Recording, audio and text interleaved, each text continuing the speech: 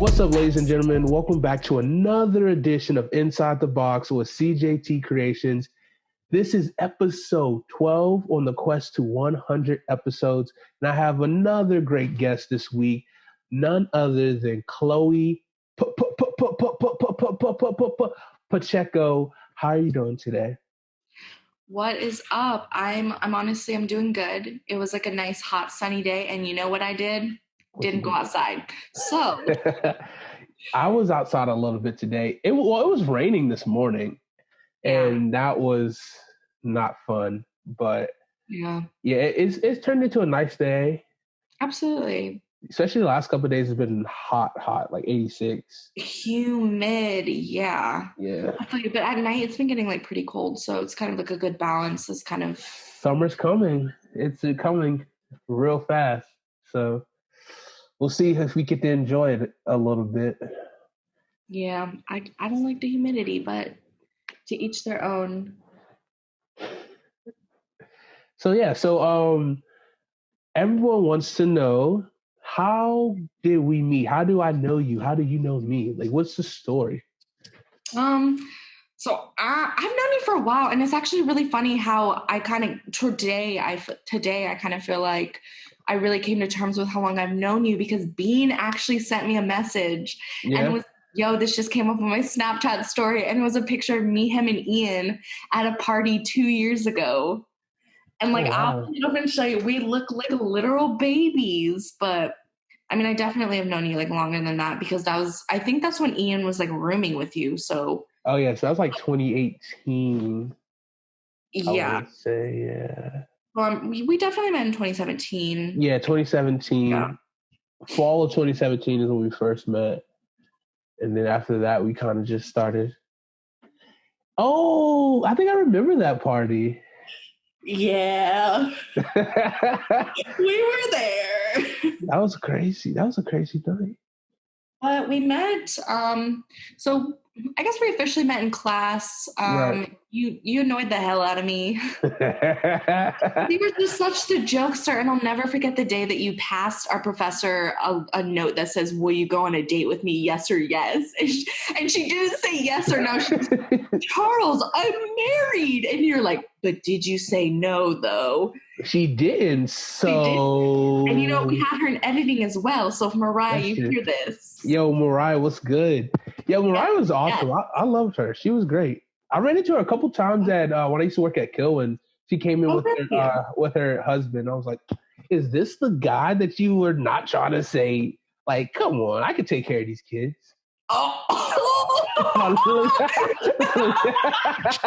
Let me chill. I'm not bringing too much smoke today. But no, yeah, I was definitely a jokester in 201. I think I was just ready to try to be like out there and crazy, because I was so excited. Honestly, I was just excited to be like at film school. That was like my first semester, so I was just hyped to just like, meet new people and stuff.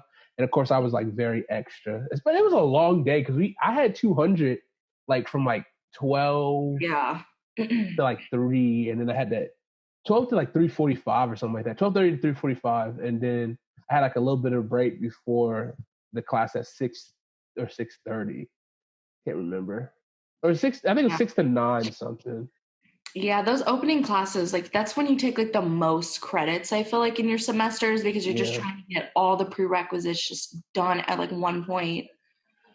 But I mean, that class was really fun that we had. I mean, that wasn't, I feel like, where we like officially met. We definitely officially met on, I think, probably both of our first short films. Yeah. Not like art personally, but like working on like our first ones, right? It was like Damien. It was the Damien Caps. Yeah, it was his film. I don't even remember the name of it. Hook Up. Yeah. That's what it was. Sci-fi, almost Black Mirror type film. Yeah. Mm-hmm. And that's how we met, because I was the makeup artist on that. And Charles came in like, I think the second week of filming, and I just kind of, I don't know, I was like pretty shy at that time. That was kind of before I like started like putting my foot forward when it like came to like career aspects and stuff. Mm-hmm. And so it was just like a familiar face. And so I was like, all right, whatever. Like, let me introduce myself to this dude. Like, I'm in class with him. Like, he's fun.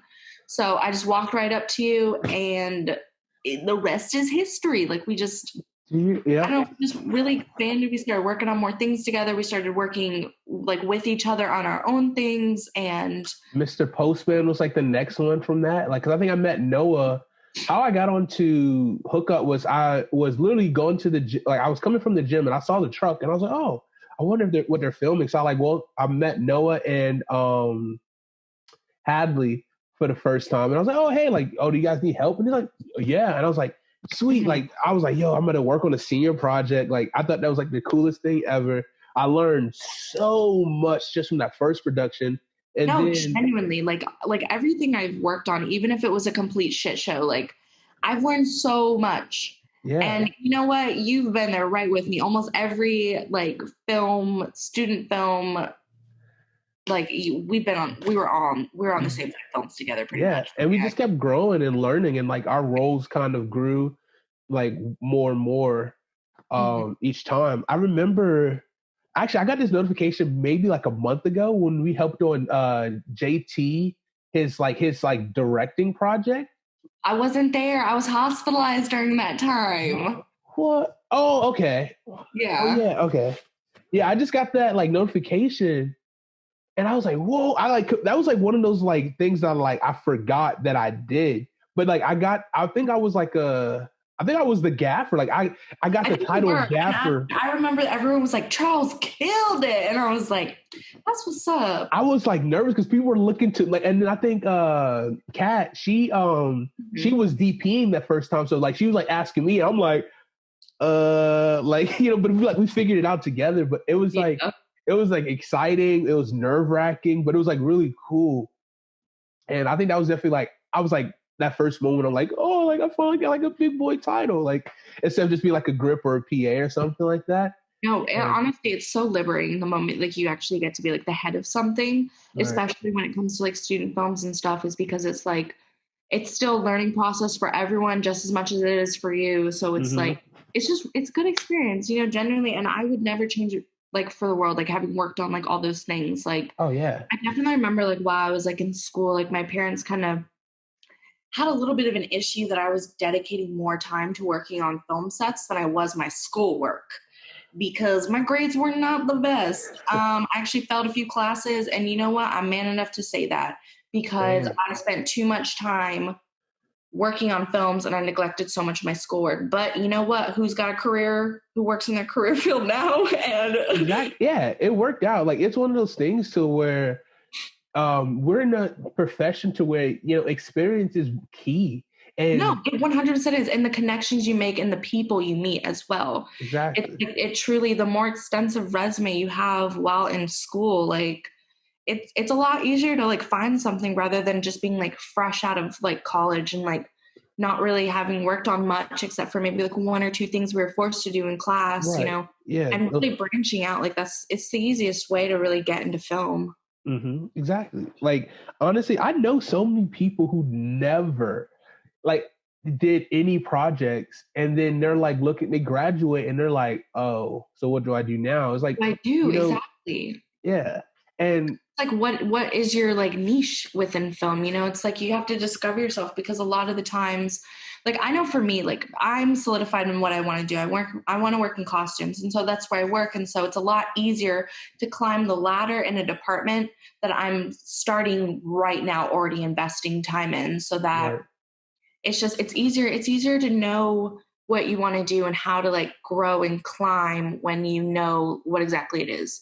And so it's like good to get that experience as much as you can by working on all these little independent things to where it's still a learning experience. Yeah, build that portfolio. Exactly. So that you know what you want to do, so that when you get out there, you know the right people to go talk to, you know, you have a little bit of a basis, because it's like if it's entry level PA, you know, of course you can start from the bottom and like be retaught, because it's like, I know for me with like costumes, it's like being like a costumes PA, you definitely like, there's a structure, I guess. So there's like basic things that, you know, you need to do and stuff like that. But a lot of the times it's good to have that like basic understanding of it, so that you're able to alter how you interact with your bosses, because not no one's going to be the exact same person that you work with on like a Mhm. film set. Everyone has different techniques. Everyone has different ways of communication. And so it's like good to already have all that experience to know what is like expected from you so Mhm. that then you can work on your actual relationship with like your bosses instead of having to work on both, because honestly that it is so hard to like come in and not know what to do but then also not know how to interact with your bosses, because sometimes your boss, they're really rude and they don't have Yeah, time, because you know what, film keeps going, it's 1,000 miles a minute, that's a it's machine. a minimum 12-hour days, like you're busy constantly, the time really flies. And so Yeah. it's easier to already kind of get in on what you want to do, figure out like what your like key components are of like your job, Mm. and and then it's easier to start climbing, because then you're able to like befriend your like coworkers whom you're working with, who you'll probably continue to work with, especially if like you're in the union, because they all tend to stay in like the same general area. Yeah, they all like, yeah, like, oh, come along. Hey, I got this thing. Like, this is like this real cool person that I worked with, you know? They reach And out to you, especially if like the costume designer really likes you and you work very well with them, mhm. because you already have a basic understanding of your job. Like, I was saying, like, you have a basic understanding of your job, and then you're able to actually like, oh, I respect this person. They're a really good worker and they're fun to be around because I know they can get their work done, but still, have fun with me at the same exact time. Exactly. You don't have to rebuild a rapport with someone versus it's already my buddy, so we can just keep making more memories. And that's like a big thing too, because like I know I hear a lot of like grips and like gaffers and then DPs all kind of work together because they already have the lingo, how what they call Yeah, certain things, so absolutely. that way they don't They have to. stay with their same crew. It's Right. really true. I've worked on many things to where it's like, of course, the PAs get interchanged, because like with costumes, not a lot of people want to do it really. So it's like it seems like it's something that's like fun to just get you out of doing like something else, but then you get in that position and you're like, oh. Oh, so of course, PAs, they're always getting like switched out and stuff like that. But a Mhm. lot of the times, the buyers, like in the costume department, like the buyers, the costume designer, the costume supervisor, the key set costumer, the set costumers, like they've all worked together before. Like I've worked on something recently to where pretty much all of like my bosses, pretty much they all had came from this like same exact crew, just had came from like a different set, and they just put them inside a year. And Mhm. then obviously they switched out PAs, which was me that got hired for that set. But it's like they all follow each other really, but Yeah. you're right, because it has to do with who do I like working with, who gets my vision just like I do, and who's also available, and so it's like the connections you make, really, it's very important. It's really good to be like someone who people actually want to like be around, Yeah, you it's know. good too. Like you understand, like when you're doing these things in film school, you want to learn how to work on it with a team and understanding like, all right, we're trying to replicate a real life movie set and how you work from 8 to 12 hours, and Mhm. then understanding like what you got to do to push things, learning how to make sure feeding people, learning all these small little tidbits that you don't learn unless you do it, and Absolutely. and that's the biggest thing. I just love More doing the it. experience before going into studio production, honestly, truly the better. Because Mhm. you're able to like, because like you said, like you meet so many people that it's like you just already know what you're going to get yourself into. Like Yeah. it's like I've been there, done that. I've seen it, working with like all these people, that it's like you walk in and you're just like, oh, okay, I know how to interact with this person because I've already worked with someone who's like that. Right. So this is gonna be funny. So did you have 302 experimental with me?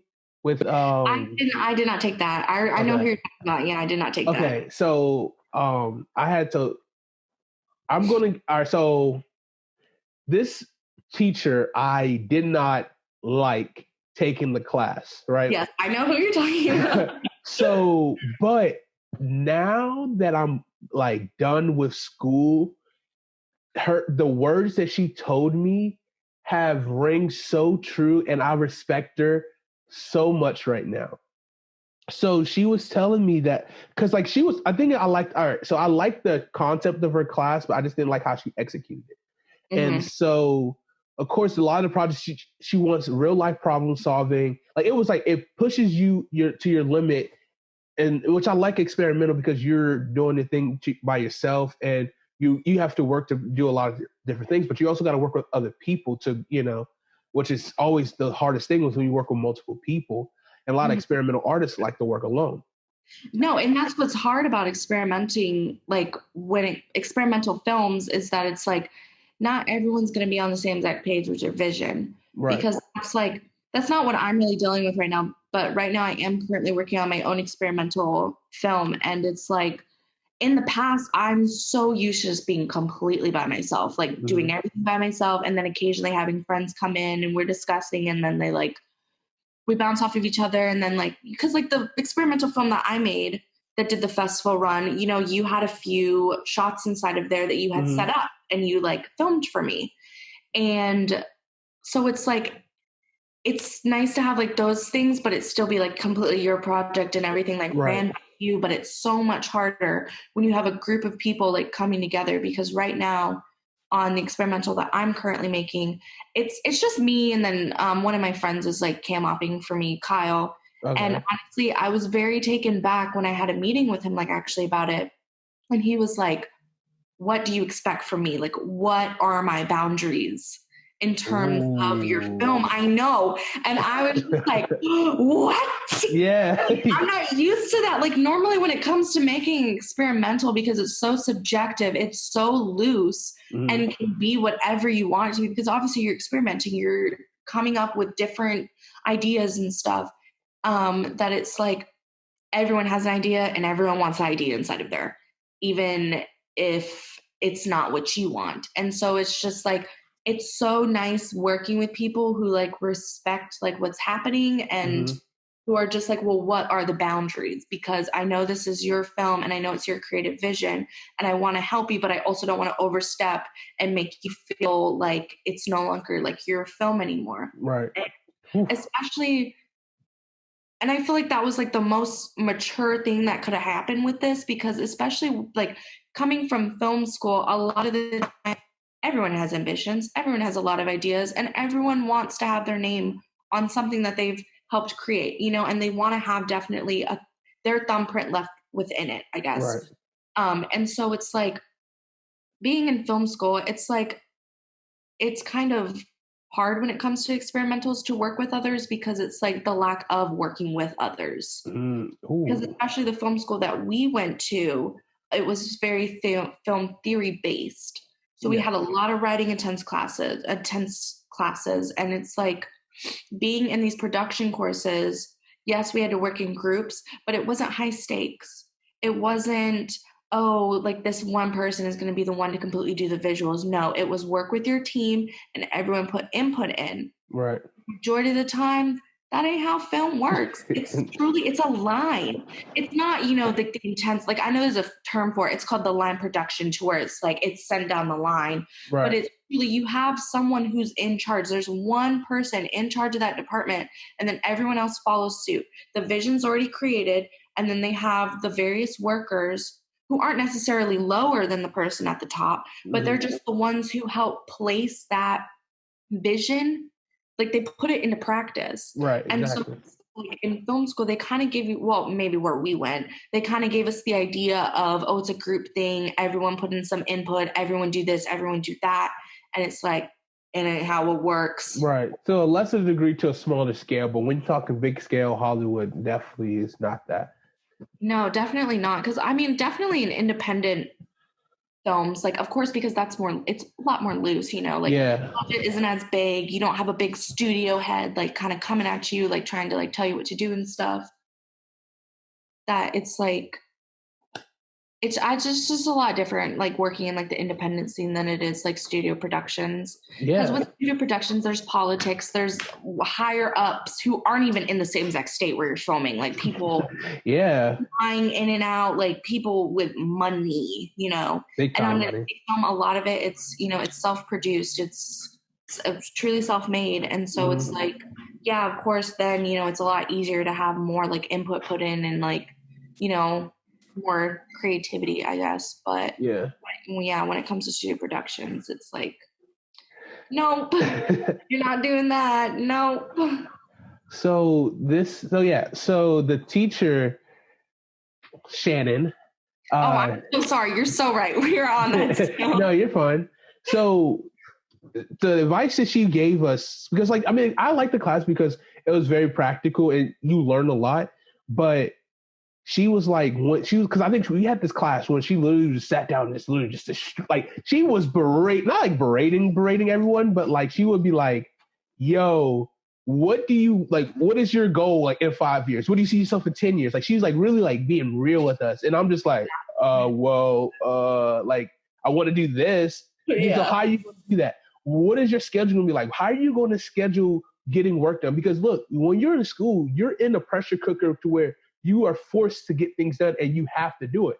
But when absolutely. You have no like confinements to making you do something, making you put this deadline out, are you going to do it or are you just going to not, you know what I mean? Are you just going to let it go? And then like for lately when I've been trying to rejuvenize myself, get my creative page up and going and all this content I'm trying to create, it's like those words just kept ringing in my head. Like, you got to be the person to, self-impose these deadlines. You got to be the person. How are you going to keep pushing yourself to get work done? And as much as I dislike her for giving me a D plus when I know I was the best person in that class, tell them.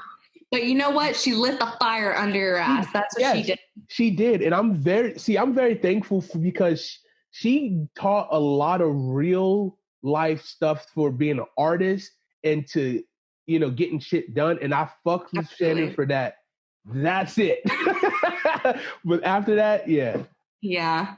No, I completely understand. I mean, I don't necessarily know if I did have a professor who I was like There was a couple it was definitely a couple. And it was stressful, but you know what? They lit the fire under my ass and they put me in such high intense situations that now working in studio productions, I'm like, what is that? A breeze from what? Sailing? Yes. Right. Because it's like, like being in film school, like they're always like, oh, if you fuck up, you're out. Like, you're going to get screamed at. Like, don't be surprised if you go home crying, this, and that. And it's like, I've fucked up before, but it's like, you don't get screamed at like that. Granted, yes, maybe if it's a high tense situation while on set, I get it. But it's like working in the office. I don't know. I've never been screamed at like that. Like, cause everyone's like, you know what? We're too fucking tired. We're too stressed. We're not going to make this a bigger deal than it is. Just don't do it the second time. Because if you do it the second time, that's when you're out. Yeah, stuff gets real. Yeah, I mean, it's a lot of, yes, I guess we've just been in good situations to where it hasn't been absolutely. Crazy. We've definitely worked with some like impeccable people that it's like, they would never like scream at us or anything like that. So I'm sure it's a brewing though. Right. It's probably coming soon. But at the same time, if it's coming soon, which means that we are still working and still doing our thing. So that's a positive to look at it as well. Oh, exactly. You know what? I feel like you really haven't been like working until you get on a set. That's just like, oof. It makes you question yourself. Yeah. Like, honestly, like, I'm kind of, not that, like, I'm really thankful for like the crew that I worked with because, everyone's saying like how like amazing they were and how unusually like nice and like dope everyone is. So I'm like, if I'm getting in like the good now, is that gonna like mess me up for the future? It's like, whoa, you guys were like this last time. So it's like, you know what I mean? Like, did I start with a high bar and then now it's just like downhill from here?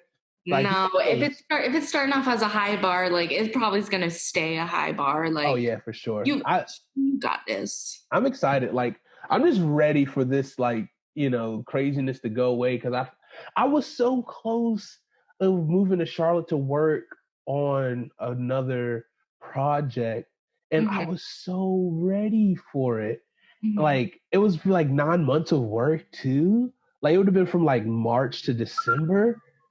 What? It would have been tough, but I was coronavirus. I feel you. I'm out of a job too, and I'm literally like, man, I could have been working for a hot minute. Yeah, but the thing at the same time, it is about to create a boom period once it does go to where like literally, if you don't have a job or 2 jobs to bounce back, like, you know what I mean? Absolutely. And so I'm like super like excited for it, and that's what's kind of pushing me forward to kind of just hold on, just keep holding on, and maybe I could even get a play, like, to around my birthday time, I could be really working, and kind of like. Oh, absolutely. The grind never stops. And just because like that opportunity ceased, like it could come back or you could get something better. Exactly. Maybe locally here in Wilmington, Yeah. Honestly, yeah, if that happens, that'd be great. Cause I love it in Wilmington. And then just the fact that I can do a lot of stuff, especially making Hollywood money or quote unquote Hollywood money. Yeah, but living here and it's like kind of already like it's livable to live here on that like on that wage. Yeah, but like if you were to move to LA, you'll ask starving on this page. Exactly. I'm trying to think. Did you what was some of your best advice or best experience you've had so far working in the film industry? Honestly, my best experience so far. Oh, okay. So I guess something that's definitely a benefit of working in the film industry is a lot of the free stuff you get that's left over that they let you pillage through before you donate. And I got a lot of clothes.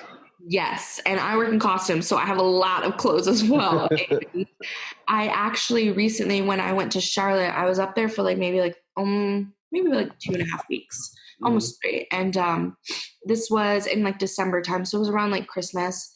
And I was working on a biopic, and it was a lot. They pretty much ransacked all the vintage stores, and they had so many gorgeous vintage pieces from the 80s, 90s, I don't know if it was 70s, but I know it was 80s, 90s. And when they were done filming, and after all the returns had been done, well, since they're from the thrift stores, you obviously can't return them, so they were just going to donate them. And there were some expensive, gorgeous pieces in there. And so my boss was pretty much go through and get what you want. When I tell you, my closet looks so good now because of the vintage pieces I have. I have gorgeous vintage dresses that I'm never going to find anywhere in my life. Or if I do, they're going to be in an antique shop for $200. Right. And I got it for free. And that's then awesome. Also my room decor, when we also wrapped, they were all of the pretty much the set decorations, all the furniture and stuff, we're just going to donate. Go through what you want and pick out what you want. I have these gorgeous TV dinner trays from the 70s that are gold, and they have this gorgeous rose embellishment on them, and it's a pack of them too. It's a stack. They're gorgeous. They're nothing like I've ever seen before. I have a friend who she's my apartment before and has been holy shit, is that real? At these TV stands, I was yes, I got those shits for free. And then I have this gorgeous body mirror that's made completely out of wicker from the 80s. It's honestly so cool in the end, the amount of stuff that you get for free, really. But it's you work so hard inside of film that it's that benefit. It's so nice. It really is. But I guess if you mean something that's special and dear to me in terms of career wise, so I didn't decide I wanted to do costumes honestly until last year in October. As you know why, which we cannot discuss. But that is when I was costumes is my thing. And at the wrap party, I remember talking to one of the set costumers, and I'll admit I was pretty drunk. And I don't know if she was either, but you know what? If not, it was probably the first time I'd ever spoken to her. She very much intimidated me. She's this awesome, boss lady. She wasn't a set costume. She was the key set costumer. Okay. And so she's higher up there, and that's the position. That's my dream position. I want to run the truck. I want to be the key set costumer. That's what I'm working towards. Okay. And that's what she was. And we started talking and stuff, and I was costumes is where I want to be. I want to keep climbing the ladder for costumes. I absolutely adore working in costumes. I finally have found my passion, really, because you know me, when you first met me, I told the class that I wanted to be a production designer, and then I got into makeup, and then I got into prosthetics, and I just kept getting into other things that is I really I dabbled in a bunch, but it's I never truly found what made me so happy and I was so excited to do. And in costumes, oops, like costumes, like that's, I found what I wanted to do. And as I was telling her it, she literally like took my hand and was like, I'm so happy to hear this. She was like, we need more people like you who are so passionate and dedicated. And like, we want to teach like a new generation of people to be costumers. And she was like, I love your ambition, your drive. And honestly, like that, it made me so happy because she like, I don't know, she just scared me. She seemed so mean, like someone I would never want to talk to. Right. I would never look at, maybe twice, because I'd be scared of getting yelled at. But she wouldn't. But it's just like, I don't know, to hear that, it was so, I don't know, it was just so endearing that it's like someone is like, we want people like you. Like, we'll take a chance on you to teach you the ways to like get you working how you want to work and do all these things that you want to do, That's and amazing. So I think that is probably one of the most sentimental conversations I've ever had with someone working in the career field, that I want to like work in and like, and do like, I don't know, it just, I'll forever remember that. Even though that night I don't remember much of, I'll forever remember that. That's funny. Because that kind of is kind of how one of my biggest things that, at least what I'm going to talk about, is because a lot of people they kind of have this like exterior to like, oh, you're kind of scared to talk to them, but then once you do, like they're just like amazing and nice people. And so some of the best advice I've gotten, I don't remember, you remember Kale from Locations? He's like tall.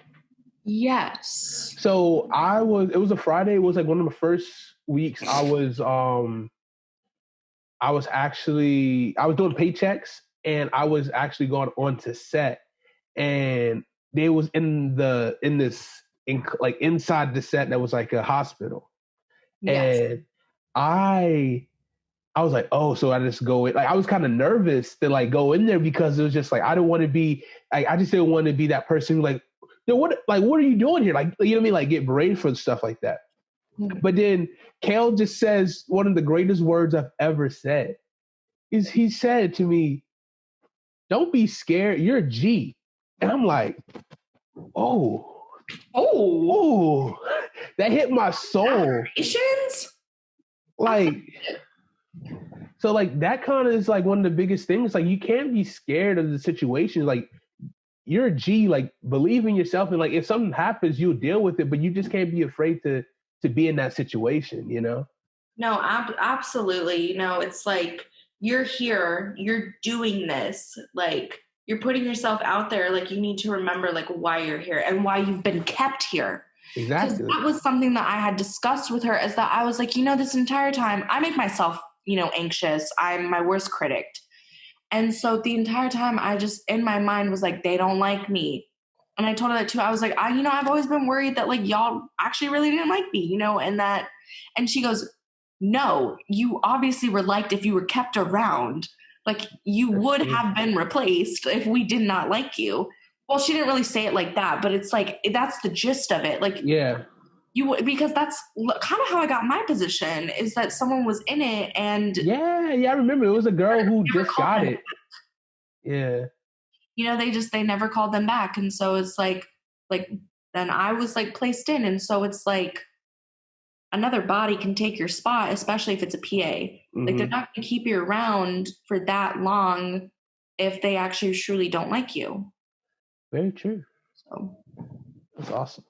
Oh, this is awesome. This is good background. This is a good talk. Worked on sets before to where like I've been recommended by like people I worked with on like a previous project in the studio system. And so it's like, obviously, I'm here, I'm doing this. I've been remembered. I'm being recommended to people. Like, yeah, like that's like, that says something. And I feel like I take that for granted so much because I'm just like, oh, I could do better. I could do this, and that. But it's like, no, this is a marathon. This is not a sprint. Yeah. Like, and it's nice to get that, confirmation that you're doing something that, being reaffirmed, reassured.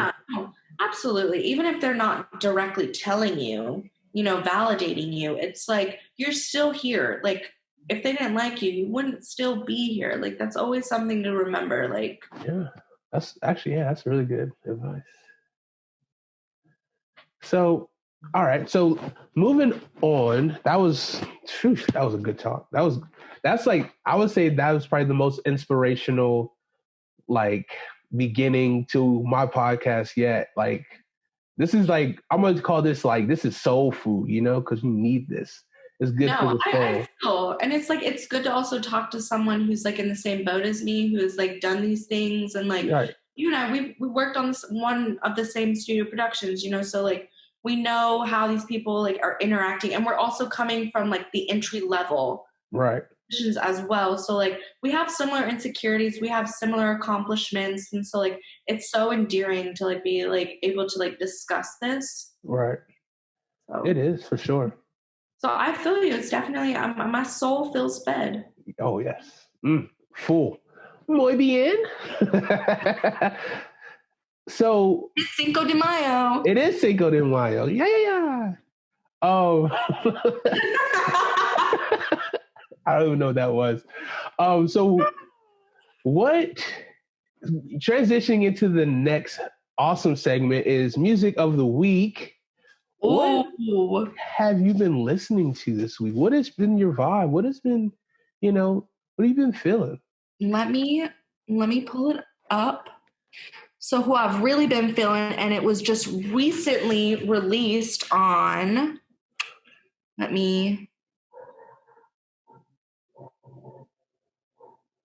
it was recently released on May 1st, 2020. So super 4 days ago.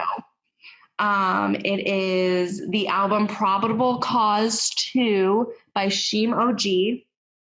You all have to check it out. Sheem is honestly one of my closest friends. So yes, I'm biased, but also it's genuinely like, it is genuinely pretty amazing, his new album. How do you spell it? Spell it for me. Probable Cause 2? No, his name. Sheem. Well, his name is Sheem of Gold, but Sheem OG for short. So it's SHEME and then of Gold. But he's got some good stuff, and like, I don't know why I said like that, but he definitely has some great stuff. Like, he honestly he's a very good lyricist. He definitely has some like pretty hard hitting like hits that are just. I got you. Give me a song right now. I'm gonna add it to our playlist. Absolutely. Okay, so my favorite one is probably Cold Crush. And so Cold Crush is featured Yaya, which is actually this dope guy named Brian who also does podcasts. Oh. Booth and Podcast. So he's a music podcast. Y'all should also check that out. Booth and Podcast. Plugs. Bloop, bloop, bloop, bloop. More plugs. They both, it goes hand in hand. I got to get you on two of my favorite people. Exactly.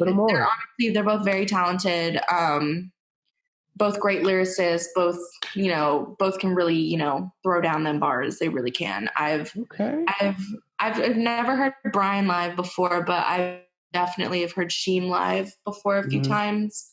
And like, even his recorded stuff, it's amazing. So you got to check that out. That's what I've been bopping down the road to, like in these heated days, like windows down, cigarette lit, hair blowing. I'm just listening to some Probable Cause 2. That's what's up. That's the whole vibe. That's like, and I can see with you like a head scarf, red lipstick, like a whole, what was that? I got the scarf right here. That's awesome. Okay, I'll definitely be checking that out this week. I just added it to the playlist on Spotify.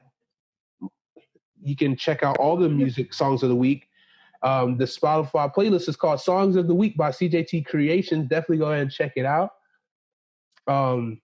It's growing each week. Each podcast just keeps growing. Right now, for me, music-wise, I mean, I'm a person who I ride the same pony until the wheels fall off. But there's been two songs this week that I've been really bumping.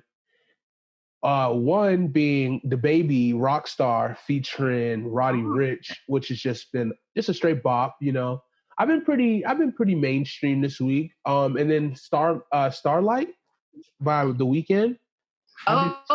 Oh, okay. I know that one. Yeah. So I'm just like, just jigging the shoulders every time it comes on. Have you seen Central Intelligence with The Rock and Kevin Hart? Kevin Hart. Yes, I And have then, seen that. and then like The Rock's like in high school, who's like naked in the showers dancing. Yeah, and he's like, yeah. That's me listening to Starlight. That's literally how I am. Just like I feel that you just like and it's like it gives me like like an 80s vibe with the synth, and then it's just like it's a vibe. I just love it, and it's just it's the energy that you need, and it's been helping me work out more. It's moving around. I just recently bought an Apple Watch, and so you know what your steps are at this point. Exactly, and it's kind of motivating. It's like it's motivating me to kind of keep moving. Yeah, and I'm challenging with my brother to kind of like you can show your activity, you can share it with each other. No. I look like The Grudge. And yeah, it's like a perfect like silhouette of just your face. So it's just like I'm definitely using that footage. Just so you know. But yeah, so that's what I'm listening to this week. Let me see. Okay. So for the main event today, since we've just been feeding the soul today, and I guess I don't even know, like we kind of touched on this a little bit, but inspiration, like what I guess we can ask it like what inspires you, what is inspiration to you, like do you get inspired, like I feel like what really inspires me, so I definitely am a very aesthetic driven person. I absolutely love aesthetics, and I know that's probably one of the most basic ass things you could probably hear nowadays, just because everyone loves the term aesthetics, but for lack of better terms, aesthetics is what's being used. Right. So I absolutely love like I guess I get inspired by like dark gothic vampiric kind of aesthetics. So like think of Interview with the Vampire, Van Helsing, Queen of the Damned, like those types of films, like Dracula as well. I absolutely love like the costumes, the makeup, the prosthetics. I think it's absolutely amazing. It's so inspiring for me. And just honestly, a lot of things that are quite gothic based in general. So actually one of my biggest inspiration, like films that are just the most inspiring to me, and honestly, I write my best things while listening to the soundtrack, is actually Edward Scissorhands. Oh yeah. I remember like that's like one of the first conversations I remember having, or at least hearing you talk about, was Edward Scissorhands, like back in the day. So yeah, and you know what? Edward Scissorhands stays inspiring me. Like, I don't necessarily agree with how Tim Burton is as an individual, but that one film, I remember watching it for the first time maybe when I was about 7, and I fell in love. Like it just, everything about it, I was like, this is gorgeous. This is amazing. I adore this to death, and it's honestly consistently stayed my favorite film and my biggest inspiration, like throughout the years. Because when we met like 3.5 years ago, like that's when I told you, I actually had mentioned that the first day in class when we were going through with like our introductions and stuff, I brought up Edward Scissorhands because I had said I wanted to be a production designer due to that set. And it's like, no matter what position the department changes I like go through with like my film career, starting from film school up to now, Edward Scissorhands, everything about that movie has stayed inspiring me. Like, the prosthetics, the costumes, the production design, the set decorating, the acting, like the music. It's truly incredible. And that's like probably my biggest inspiration, like film wise. But I love clowns, as in the experimental that you like helped me work on. I had a lot of clowns in that, but I like a lot of like whimsical things and like a lot of like mimes and gestures and stuff. So like another film that's actually one of my biggest inspirations is Children of Paradise. It's like a 4-hour film that came out in the 1920s, and it's a French film, and it is probably like, I think it was the most expensive and most hardest film to make because it took them 6 years due to the war. They had to keep stopping, and everything was filmed on location. And it's a gorgeous film. It is It's heart-wrenching. The plot is absolutely amazing. But if we're talking more like film analyzing, not getting into the plot, it's like the sets are gorgeous, the costumes are gorgeous, and truly the acting is like it's incendiary. It's incredible. And like that Children of Paradise and Edward Scissorhands are probably two of my like biggest like inspirations. They just damn, it is everything I would love to be as like a filmmaker, like just visually, like Right. oh, it's gorgeous. And honestly, just as an individual, like I would love to dress like in those two aesthetics, like every single day. And sometimes I do, but sometimes I tone it down. I gotta stay humble if some days. I love that. Like I like see stuff like that. So talking about inspiration, people, I think real life people is like one of the biggest inspirations for me. And seeing other people passionate about stuff inspires me. Honestly, you're probably one of my biggest inspirations because we talked about this before, but like just your hustle and your grind of just in life is phenomenal. And I think that motivates me to make sure like, okay, this part, my hustle and grind part, I got to get to that Chloe level. You know what I'm saying?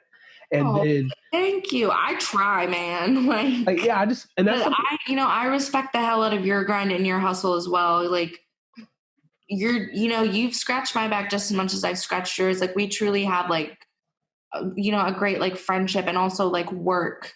Yeah, like, great business partnership as well. Yeah. And it's like, and recently like I've been having like I've been seeing on Twitter and stuff like a lot of people like kind of like venting about how it's like hard for them, like people who they get along with so well in like business partnerships, like wanting to befriend them and like actually like hang out with them and stuff like that. And it's hard to break into that mold. But I feel like with you, it's always been so easy because it's like, it's reciprocated 100% on both of our parts that it's like, it's neither of us mooch off of each other. Like we want the best for each other and we want to see each other grow and flourish and do what we want to do. Exactly. And so, I'm right there with you. I respect the hell out of you just as much as you do me. Like, I appreciate that. Yeah, it's like, I think I love realism, and I like to see motivation. I get motivation or inspiration from like people I see day to day. And so it's just like me, I can literally get like almost like Secret Life of Walter Mitty. It's kind of like how I feel sometimes in real life because like I would just get lost in the moment when I just like see something really like someone does something really dope, like open the door for someone or like something like I guess it's like those perfect acts you would see in a movie, but I see it in real life and I'm just like, huh. And then like my mind would just start thinking about it. And then just like how would he, like how would the rest of his day, like what kind of person this is. Yeah. So, like stuff like that kind of just really kind of gets me going. So also people that really inspire me, like, I mean, I kind of grew up watching Quentin Tarantino films and, but then like now as being a filmmaker now and seeing that he is a person who watched so many other things and because he loved all these other films so much, he wanted to bring it to, mainstream American cinema or Hollywood cinema. Yeah. I like that. Like something that you love something so much, you want it to be on a bigger platform and you just happen to be that person who can do it. I respect that. Well, that's how Chungking Express, like, it's because Quentin Tarantino, Yeah. And then I think it's Martin Scorsese who puts things on like a list. Or was it Martin Scorsese? Someone put Chungking Express on a list and that's how it like got its like claim. I would say it's either Scorsese or Tarantino because I just recently saw like them both. I saw a list of their both top films and they both done it. So it could have been either one of them. Yeah, but I definitely know like because of one of them, like that's how that film like really like got like praise and it deserves it. Wong Kar-wai, truly an impeccable filmmaker. Like that film, it's beautiful. Like actually the other day, like I made my friends listen to Faye Wong's like cover of Dreams because it is dreamy. It's incredible. Like as a longtime Cranberries fan, like they did justice to that song. I'll tell you that, man. Yeah. And I think the act of putting someone on or just helping someone is like, I don't know, that's like something I favor a lot, just because of like, I don't know, it's something deep in my DNA that like I want to see something that I like be its fullest potential, and that's like a thought and a concept that I truly love. And so that's why like I really appreciate Quentin Tarantino. And also I just found out that he has a documentary about his first 8 films that he finally like authorized to be filmed, about like behind the scenes and stuff. And I think it's Yeah. on Prime Video, so I'm definitely going to be watching that over the next week or so, maybe the next Yeah, couple no, days. I'm quite interested to watch that as well. That seems kind of fascinating to kind of hear about his, like, I don't know, just to hear about all that, like what was going on in his head, like what he studied. And Yeah, especially like how good he is with dialogue. And that's something like I think also like inspires me, like, yo, I want to be that person, because I mean it's hard as hell to write dialogue, and dialogue where he has dialogue heavy movies to where like it sounds okay and sounds right. Like that's something that, that pushes me, okay, for my screenwriting, because like I know writing is definitely, I would say, my weakest point about me, but at the same time, like I have concepts and ideas that I think are decent. And yeah, so I just want to, enhance the writing to make it vivid and stuff like that. I don't know, like, inspiration is something that's for me, I would say it's easy to come by, but it's like I can go dry spells of just being like, yo, like nothing right now is just like it's hitting, but like all something in life can just be like, could change so quick, and it literally just flip a switch so hard, and I don't know, I don't know, this might sound corny or cheesy, but like life really just inspires me, because I think I seen something about, I don't remember who said it, but I think it relates to stand-up comedy, to where a young stand-up comic wanted to she wanted to be great, but then either I think it was like Kevin Hart or Dave Chappelle was like, you need to go out and live life, do a bunch of stupid stuff, and then your comedy will be better. Like let the life that you live and the things that you do and try inspire you, and to be funnier, and to understand and no, become that's more 100%. seasoned. That's how Almost Famous, that film Almost Famous, was created, Mm, because the director actually, like, the kid in the film is the director. He did all those things with those bands, and mm, he lived such a life that he wrote about it. He made a film about it. right. And And that's the kind of life I want to live. I want to live a life so crazy, or not like crazy, but crazy within reason. But like, you have this experience. Like I always just want to experience these things, and to kind of be able to have to draw back from this, to create something. And so yeah, that's why I try to push myself sometimes. My like shell's like, no, that's kind of crazy. But like at the same time, like I want to do it because I want that experience to be like, oh, this is what people always talk about. And then you kind of like, you're going. But yeah, I don't know. Inspiration it's I don't know. It's an interesting concept. Like, no, absolutely. I think it's very interesting to always, like, I don't know. I just think it's interesting to hear about what inspires like other people, because it's very different. Like mine, I was like, mine's aesthetically driven, and yours is like living life and like being out there and seeing stuff. So, and yeah. both different, but I respect both, Hmm. because I'm sure things aesthetically inspire you. And honestly, you're right. When I'm out and about and I see something, it's like I get daydreamy and I start thinking about like these ideas and like Right. storylines of these people who I've never met before, but just because they're being there and whatever action they did just inspired me to feel creative, Yeah.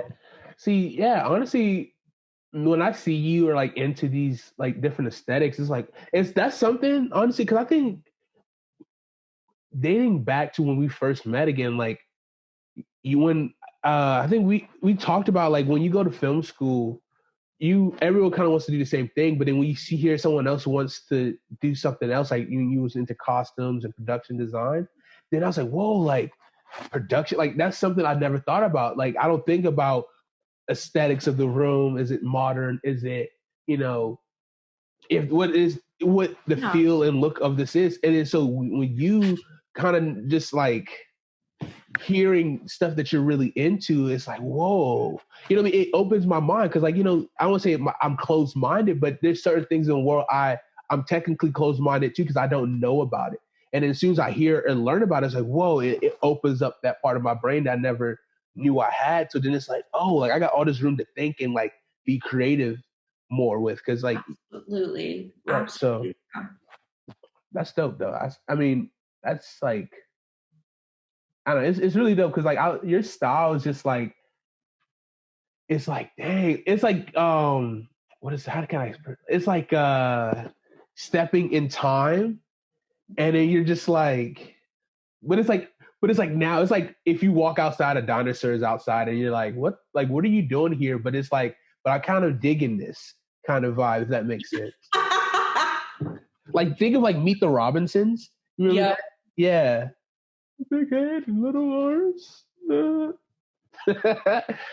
no, yeah, I think it's dope because you just bring out some styles. I'm just like, oh, like because I grew up just loving like American like Hollywood cinema was probably something like I don't want to say fetish sizes. That's not the right word at all. Fantasizing about it just because of like this perfect family picture, you know? Yeah. Especially growing up in like a divorced household and like you seeing like on screen, like you see these guys doing these awesome like traditions and stuff like that. And like, are they just, you know, being a family? I was just like, oh, that's kind of cool, you know, like learning and seeing what other families are like. I think that's kind of like you give me like that just like flashbacks of that. And I love that. Nice, yeah. So yeah. Inspiration. This is definitely a very how you say like a broad topic, but I think this conversation has been very like enlightening for sure. Like you always give me hype. I think because this is our second try at this interview. Like the first time we started talking, like you just had me hype. Just you know, when we just started going back and forth, just talking, and I'm just like, man, like I was literally like jittery for like a day or two, like just because like I was like, because like just like you talking about, because I was telling you about my idea about my art and looking at other companies to kind of get their framework from. And I've been doing research like crazy, but it's just like you kind of like I was thinking about doing this one thing and you kind of like filled it. It's like I needed a company to look at to find inspiration from me. Like and you filled in that company and I'm just like, yo. And so then that's just like, oh, that's like, you know, you kind of completed that sentence for me. And I thought that was super dope. And I'm like, I've been researching and learning about them and find out like they're like multiple companies that like they've had like since like 1920 and like you know just learning and trying to understand the game of how everything goes. But yeah, it's just it's awesome. You're awesome. Thank you. But yeah, I mean this has been a crazy talk. I don't think I have anything else. Yeah, I'm starting to like I'm getting tired. Like yeah, I think we are all done. Yeah. All right. So Chloe, would you like to plug any of your social medias, anything you're working on? You want to plug it right now? Sure. So I can be found at Aortic Arches on Instagram. That's kind of the only platform I like really like use in terms of like communicating with people and stuff. I don't really post any of like my art or like film things just because I like to keep a lot of that like under wraps and stuff. But currently I am working on a self-made experimental with one of my friends who will be cam mopping for me. However, and I'm really excited for it. There's going to be a lot of the aesthetic that I just, you know, told y'all about that's like inspiring to me. And I'm just really excited to like start making my own art again because it's kind of, you know, for the longest time I kind of got away from doing that. And so now it's like, I felt like just the time for me to just start doing something. Right. It is perfect timing, yeah. Yeah, I don't have a name for it, and I don't want to give away too much, but I will tell you that I currently am in the process of sculpting a prosthetic that I'm going to put on my face, because when I make experimentals, I also star inside of them as well, just because it's one of those things that's like personal to me. So I am currently sculpting a prosthetic that's going to go on my face. So I'm pretty hyped for that, but wow. That's like a little with a prosthetic. Like that's like, just a little tidbits. Well, I'll throw that in there. I'm also a sculptor, so it's whatever. But yeah, so that's kind of the project I'm working on right now. I'm about to start writing music. Oh, okay. With one of my friends. It's actually Shimo G, who that I put y'all onto Probable Cause 2 that you're gonna go listen to, because for sure. But I'm gonna be writing some poetry for his next album that's like coming out. That I'm like very excited about, because I love him to death, and I'm like, I've been itching to collaborate with that man. Like, I'm excited. So awesome. Well, thank you so much, Chloe, for joining me on this podcast. This was Soul Food. I think I'm going to title this podcast Soul Food, because this podcast was for the soul. You talked about just, grinding, working, about inspiration, new music, and much more. Like, I think this was much more. Yeah, I even gave you another podcast recommendation, Booth In Podcast, for music podcasts, because I know this one's like very much like film and like stuff like that. So if it's y'all all over the place, yeah. But if you want one that's like music, check out Brian, because he's also featured on the Probable Cause song that I gave y'all, the Shimo G one. He's y'all. So there it is. Check that out. You have to, because I told you. So. Boom. So this was episode 12 on the quest to 100 episodes, and my soul is full. Thank you again, Chloe. I got a food baby from this soul food, Thank you again. And like always, people, keep it creative. Keep it creative.